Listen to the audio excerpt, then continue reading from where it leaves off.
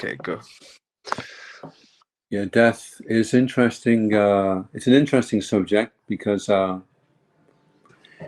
it's the one thing in the material world we want to forget, because the death problem undermines everything else that we're trying to do, whether it's get a job, get a house.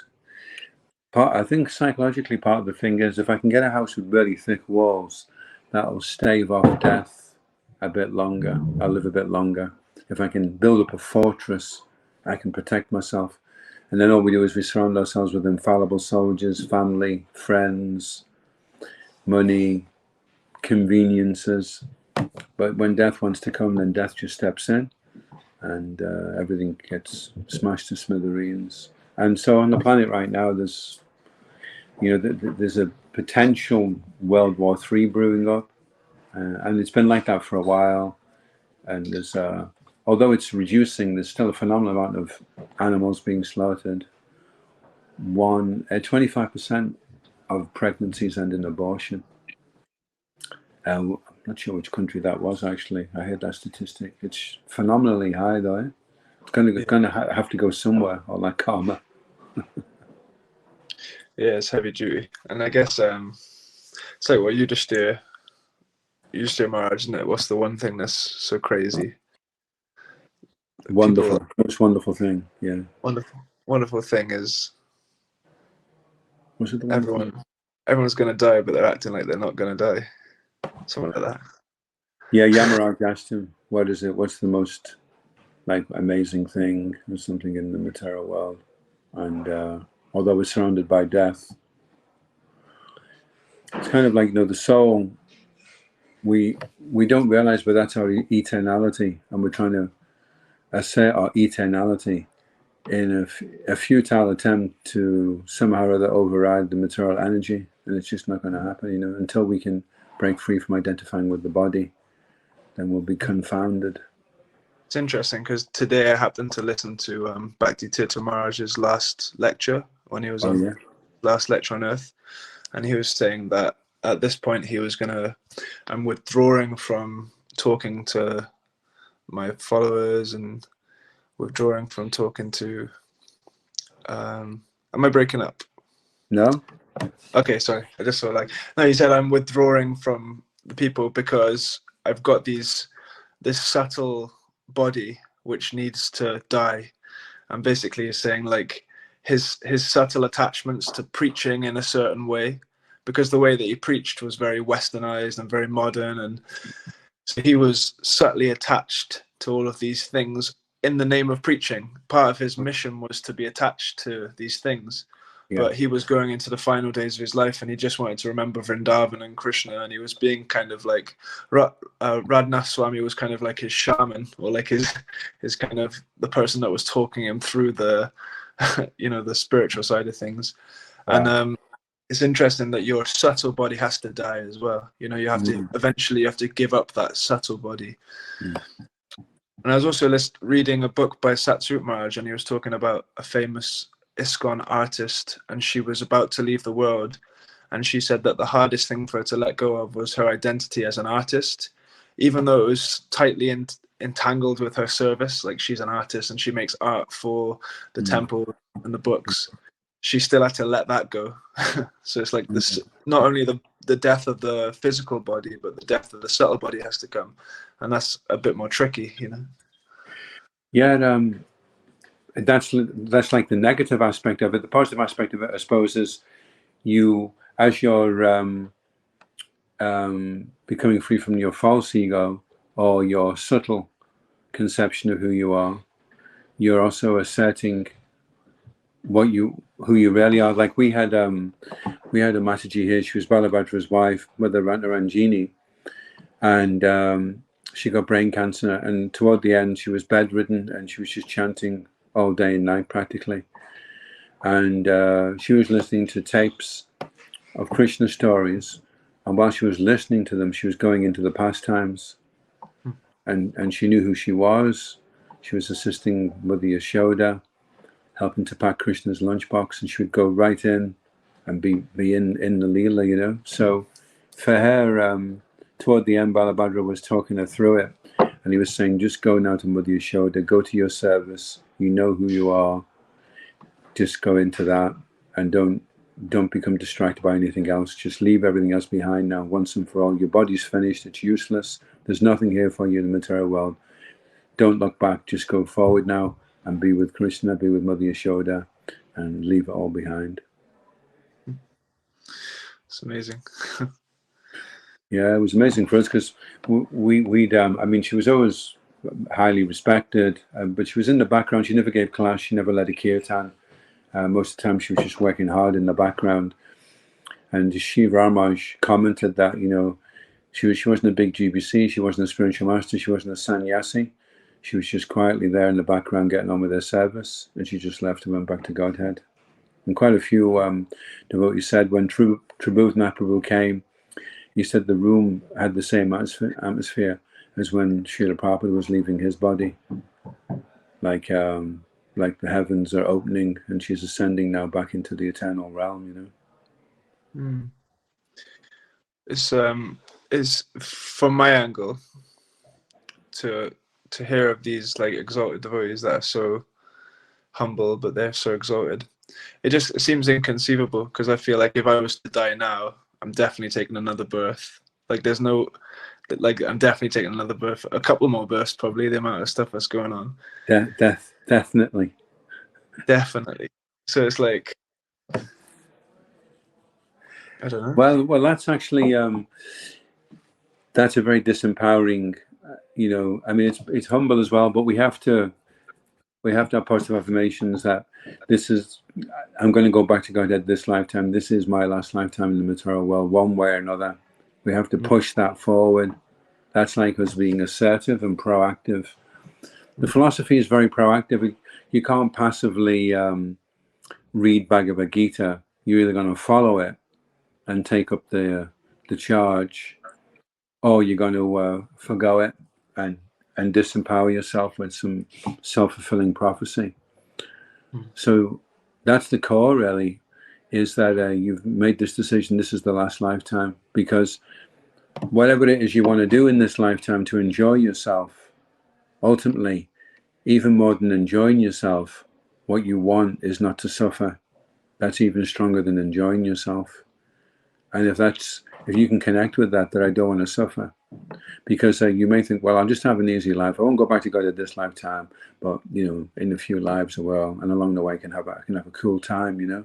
And that may seem like the easier path, but you've just chosen the path of suffering. Maybe not as much suffering as if you're an out-and-out hedonist, but certainly it'll be more suffering than if you decide to finish up this one lifetime. Yeah, it's can you hear me? Yeah. It's I think it's breaking up on my side. Yeah, you froze, but your audio is fine. Just the visual goes now and then. Okay. So it's interesting because like the mind will convince you that there's a lot more suffering in the devotional path, you know, like, oh, I've got to clean these pots. That is suffering. Like or I've got to spend the whole day in the kitchen or the whole day on Sankirtan, and you know. Well, I've got a good one for you. I just read this from Dhirashanta Maharaj's book. He's got this book with 64 stories in, called something about illusion, getting free from illusions. But he says, if you want to be happy, happiness isn't doing the things that you like. It's liking the things that you do. Nice. So that really turns it around, you know, because if you can like doing whatever it is for Krishna, you just like the fact that you're doing it for Krishna, then you'll be happy. I guess, how do you remain in remembrance of that? Because like sometimes we're doing the thing, sometimes you're in that groove and it's like, yes, more pots, I'm loving this. Oh yeah, I got more rounds left, whatever. But then you've got to associate. You've got to associate. I mean, this book by Dhirashanta Maharaj, we're associating with him, and a lot of the stories are very similar. The theme is very much that it's you that has to adjust. Stop trying to change the world around you. Change yourself. Change yourself. Uplift the world. So work on yourself and your attitude. don't get caught up with the externals. So that's good association. And then look around at the devotees, and see who is it you gravitate towards. Do you gravitate towards slackers, snowflakes, or are you really attracted by the association of devotees that are like full on? This is their last lifetime. They're not going to ever be leaving devotional service, and they're just going to give everything they've got. They're the ones we want to associate with. It's funny because in my experience, like I'm not even aware of what I think or what I'm thinking. Like I'm not even on that level. I'm just going through life without any awareness. And then sometimes something bad happens. I'm like, oh no. And then something good happens. Oh yeah. But there's that. How do you cultivate that awareness of like what you actually want? Well, you realize where you're at, and you realize also where you want to be, and then you make small incremental steps on a daily basis, very, very gradually. An expert horseman desiring to train a headstrong horse allows the horse to stray off the path, but he gradually brings it back onto the desired path. Similarly, the supreme yoga process is that by which one carefully observes the desires and movements of the mind and gradually brings them under full control. So you're looking at the long-term program, the shreyas, not the prayas, not the immediate benefits that are going to be there, but the long haul, how you're going to get there. Because after a few years you're going to get fat, and then you'll start getting wrinkled, and then everything will start going down south, and you'll have to say one day, okay, the party's over anyway, so why prolong the agony? Just try to steer towards this goal of becoming completely detached from material things, and just pray Krishna's going to give you enough time. It's going to take, for most of us, it's going to take a lifetime to get there, so it's not going to be a quick fix. Interesting, the idea of like training the mind or going with the mind a little bit. Like you're not fully walking upstream. You're kind of going with the mind, but also guiding it towards Krishna all the time. More gentle. Yeah. And one of our problems is that we're impatient. So we try something really furiously, and we get a little bit of success, and then we're not able to maintain it, and then we think, oh, forget this, and then we discard the bhakti marg, the progressive path, and we just revert back. So we have to think, okay, well, I don't have to be so hard on myself. It's going to take some time, so let me just slowly but surely get there. Just a tiny step at a time. And I think that with that point I made earlier, like if I was to die now, I know I'd have another life. Yeah. It's more of like an honest statement of like, I know where I'm at now and I need more time to get to where I want to be, rather than like, oh, I'm just here to enjoy and gradually get to Krishna. It's like, I see there's a lot of work to do. So if I died now, I'd have to come back and do that work, Yeah, so then we're praying, Krishna, please don't let me die untimely. Please let me give this one lifetime to you. Please allow me to have a full lifetime so that I can work at this, so that I can get there. Very nice. It's interesting that Bhaktisiddhanta Saraswati Thakur, he says, don't slacken when mundane thoughts, when you're chanting and mundane thoughts come up, don't slacken. So one of our problems is we have a utopian idea of what Krishna consciousness is going to be like and what we're going to be like in Krishna consciousness. And we don't come up to the mark. We don't come to our expectations. So then we become discouraged. And he says, don't slacken off. It will happen in due course of time. Don't be in a hurry. So we have to get from the mode of ignorance through the mode of passion, which is where we get impatient, and then push on through into the mode of goodness, where we're more kind of measured in our practice of spiritual life, and we're in it for the long haul, and that's more in the mode of goodness then. And then you're like, okay, well, I'm not going to become Rupa Goswami overnight, but I'm cleaner now than I was. I'm more regulated now than I was. Let me just keep pushing on bit by bit like this, So that's you coming into the mode of goodness then. Then you can be patient. Nice. That mood of progress over everything, because a lot of devotees. I was speaking to a friend recently, and he's becoming discouraged, and but I was saying, you're making progress. You're still chanting. You're still reading. Yeah. Just stick it out, and because it is like waves, isn't it? You have a wave of. And also, we need to recalibrate. We have a preconceived idea of what we think advancement is going to feel like. So thinking after I've been doing it for 3 years, I'll be an inch off the ground. Every time I say Harry Ball, a sweet ball will come out from a cloud and drop into my mouth. And, you're going to have to become humble and tolerant. So that means you're going to have things that will take away your pride, and things that you're going to have to tolerate. You're going to have to, it's like being in the gym, and somebody throws you a really heavy weight and you're thinking, well, I wasn't expecting this. Well, that's what you're here for, my friend. You've come into the gym to build up your muscles, and this is how you do it. So we've come here to become humble and become more tolerant than a tree. So Krishna's going to start throwing things at us. We have to catch them and lift them. Then we get strong. Not like, oh, I wasn't expecting that. Well, what were you expecting? How are you going to become humble? How are you going to become tolerant if you don't have things to tolerate? It's not really going to, if you think about it, it's not really logical. Yeah, it is a kind of death as well, that feeling of ability, that ego. A lot of people talk about taking psychedelics to have an ego death, but really, it's not, because you wake up and now you've got a psychedelic ego. You know what I mean? It's still ego. Yeah. Well, that DMT, when you die, your brain gets flooded with DMT. So people like to take the DMT and it puts them in a near-death experience, and everything comes back before them. They see their whole life. They look at themselves and they realize, okay, I need to do something. It's like ayahuasca. But then it's like, okay, so you get this amazing sign, and the sign says London, 400 miles that way. Great.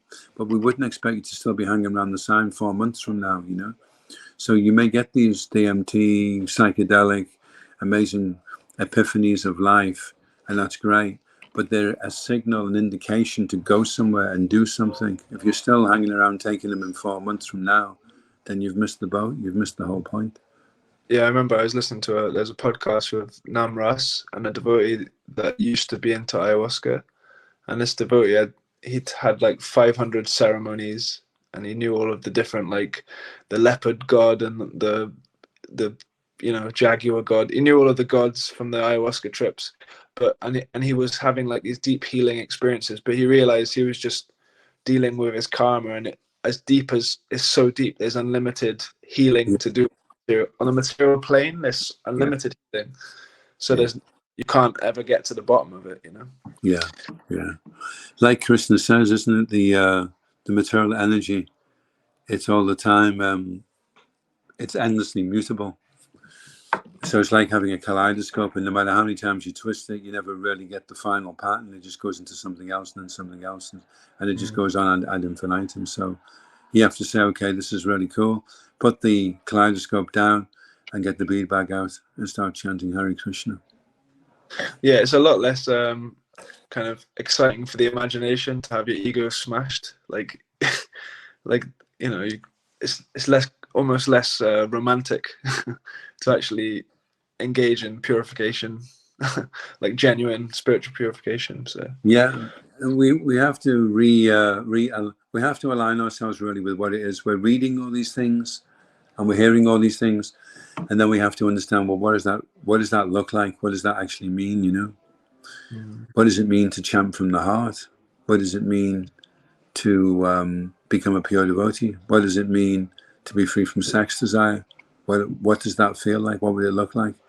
We have to start trying to get our head around it. It's not that you wake up one day and ping, oh, I think I've just become a pure devotee, It's not like some kind of magic potion, It's interesting. The first time you read Bhagavatam or first time you read Bhagavad Gita, you're basically just reading the blurb. You're getting a real. You don't really know what it means, do you? No, you're just reading the back of the book basically, and each time you read it, it's okay, now I'm trying to apply this stuff. What does this mean to me?